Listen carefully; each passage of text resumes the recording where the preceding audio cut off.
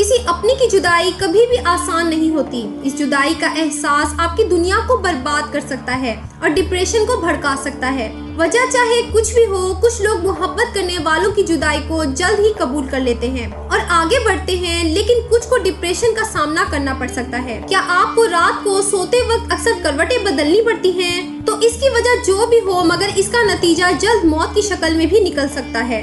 یہ بات برطانیہ میں ہونے والی ایک طبی تحقیق میں سامنے آئی ہے۔ ایک یونیورسٹی کی تحقیق میں بتایا گیا کہ جن افراد کو رات کو نیند نہیں آتی یا آدھی رات کو جاگ جاتے ہیں، ان میں جلد موت کا خطرہ بہت زیادہ ہوتا ہے۔ اس تحقیق میں 5 لاکھ درمیانی عمر کے افراد کو شامل کیا گیا تھا اور دریافت کیا گیا کہ نیند کے مسائل سے 2-4 افراد، بالخصوص ذیابیطس کے مریضوں میں اس کے نتیجے میں کسی بھی وجہ سے موت کا خطرہ 87% تک بڑھ جاتا ہے۔ محققین کا کہنا تھا کہ یہ ہم پہلے سے ہی جانتے ہیں کہ نیند کی کمی اور خراب